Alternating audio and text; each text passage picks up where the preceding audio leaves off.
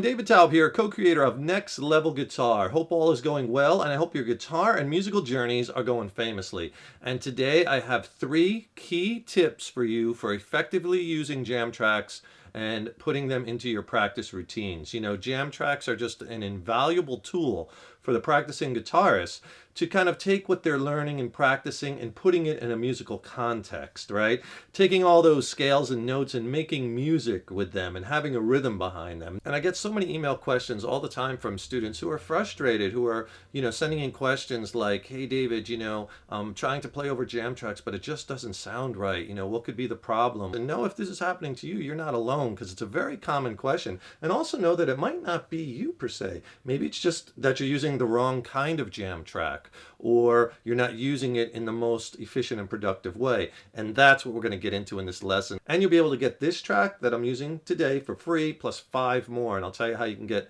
6 killer jam tracks and my jam tracks coach a little later in the lesson. If you could do me a huge favor, please subscribe to the channel. That really helps us to keep bringing the content, and then you'll be notified when I have new content posted.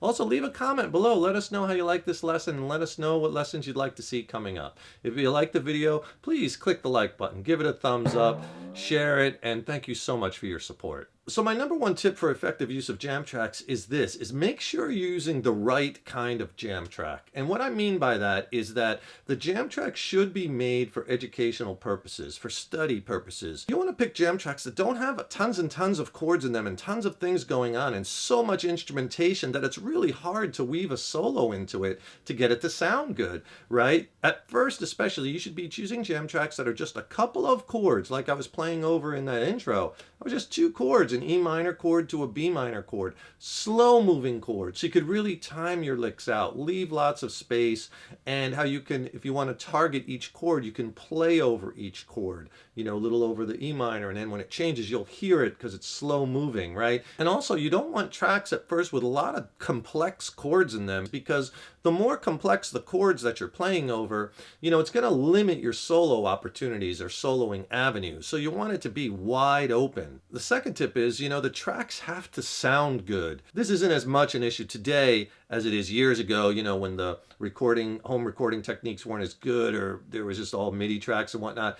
A lot of the tracks today sound pretty good, but you want the tracks to be really empowering and motivating to play over. You know what I always say, life is too short to play over shitty sounding jam tracks. So make sure the tracks that you're downloading or the tracks you're buying are tracks that inspire you and that they are motivating and empowering to play over. Because that's just gonna, get you fired up more. It's gonna get you picking up your guitar more. It's gonna get you, to all the right places. And if you want some really killer sounding jam tracks and an effective practice tool, I could send you my jam track coach for free. Click on the link in the YouTube description box below. I'll send you 6 killer sounding jam tracks and 2 ebooks. And the first ebook has all the tracks listed out one by one, all the chords to all the progressions and soloing suggestions and strategies. And in the second ebook, I diagram out all the scales and other soloing strategies. There's more lessons. It's a very powerful practice tool, and I'll send you both the jam tracks and the ebooks for free. Just click on that link below. And then the third thing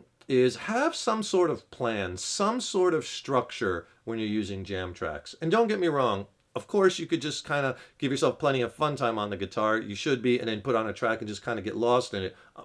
Absolutely. But I'm talking about when you're using the actual tracks for practice purposes, where you want to get, some work done. You want to have some structure. You want to have a plan. The first thing is always know what the chords are that you're playing over. Remember, it's the chords that give you the full roadmap to all the soloing avenues and opportunities. The key is only a little part of it. You really need to know the chords. That's going to direct you to, which modes you can use. That's going to direct you to, how you want to target notes or of the chords, land on certain chord tones.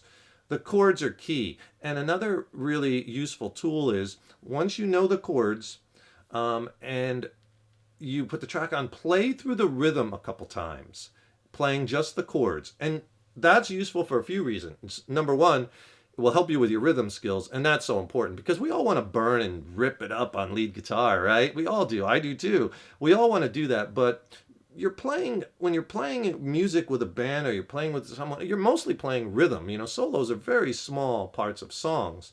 So, your lead playing is really only ever going to be as good as your rhythm playing. So you don't want to neglect your rhythm playing. And this is a good way for you to work on your rhythm chops and your timing, is to try to play the chords of the track. Roll through it a few times. Another benefit is then you'll know exactly where they're changing. So it's always a good idea to play through the changes and definitely make sure. This is a lot of students miss the turn on this. A lot of players always know the chords you're soloing over. They will give you the full roadmap. Okay, so I have the jam track on now, and you can hear that playing in the background. And basically it's just an E minor chord to a B minor chord, right? Real simple, real easy, 2-chord change, lots of space, lots of room to weave the solo in, okay? And as you can, and in my jam track coach that you can get by clicking that link below, when I list it out, you'll see for every track I have the chords listed. The key is E minor, and then I start to talk about, okay, what could you use solo and improvisation wise? We're in the key of E minor. You could use E minor pentatonic and blues scales over both chords. They relate to all. And usually you could use a mode over both chords too. In this instance, you could use E Aeolian, E natural minor, 7-note scale. And that's what I was doing a lot when I was soloing in the intro to this lesson. You try E natural minor. If you don't know those scales, I list them in the ebook, right? So you can try those. If you just know pentatonic, E minor, then just use that. So that's one thing you could do. You can jam over what relates to all, both chords. Or the other thing you could do is you could treat each chord as a separate event. And when the E minor chord, which is right there, is playing, try E minor pentatonic, something that relates to E minor, E natural minor, E Aeolian, E Dorian. There's the chord change to the B minor, so I'm going to play like B natural minor, B minor pentatonic. I stop the E and I go to the B stuff. Now we're back to E, I got to go back to the E minor stuff.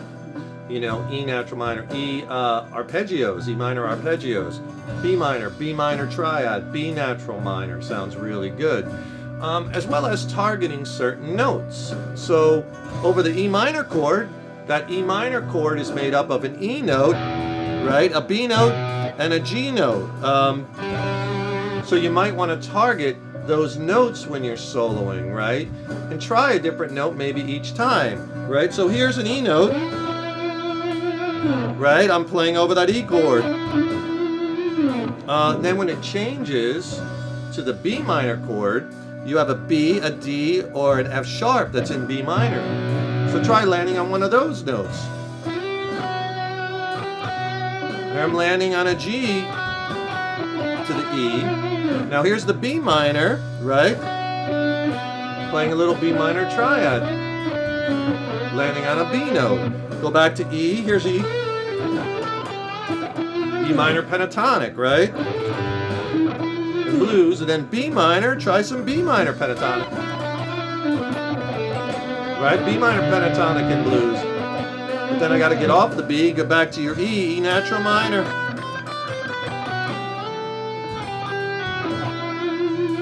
Right, and then here's some B minor. Right, I'm targeting that over each chord.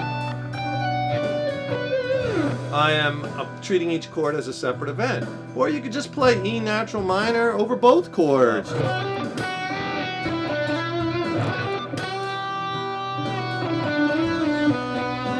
you did it again, landing on the B. Or I'll land on that F sharp. I like that, landing on the F sharp over the B minor chord. So what I'm doing is I'm practicing. I'm breaking the chords up into which notes make up each chord, and then I target those notes. And that's really easy to do as far as if you have a jam track where the chords are moving slowly. Now, if you have a jam track with tons of chords and the chords are flying by, you can't really do it. You'll be playing more relates to all. So that's why it's really good to use these slow moving tracks where there's lots of space, lots of time on each chord. You can really target and focus and land on those notes and make big solo statements, right? So just with maybe a few little tweaks, right, to the jam tracks you're using or maybe how you're using them, you can make tremendous progress. And then certainly, give yourself plenty of fun time on that guitar. Maybe just put a track on after your practice and just kind of get lost in it and have a good time, and just because playing over jam tracks, good sounding ones, are really fun. Hope you enjoyed that lesson. Have fun using jam tracks. Make sure there's some structure. Remember some of the things we talked about. And oh yeah, please subscribe to the channel because that really helps us to keep bringing the content, and then you'll be notified when I have new lessons up. And get my jam track coach. I'll send it to you for free. Click on that link below. 6 killer jam tracks, 2 ebooks, soloing strategies. I go over the tracks one at a time. It'll really help you along your way in your guitar journey. And if you got a second, I just dropped a new record with my original band Mind Cell, based out of San Diego, California. It's a slammin' record. I think it's some of the best music I've ever written. I'd love for you to hear it. And I'd love your feedback. I'll put links to all the platforms below so you can check it out. And then if you have any questions, let me know what you think. Let me know what you think of the music, the songs. If you have any questions on the gear I use or the studio recording techniques, I would love to hear from you. Thank you so much for your support over the years and years. So appreciated. Stay tuned. Tons more killer lessons coming.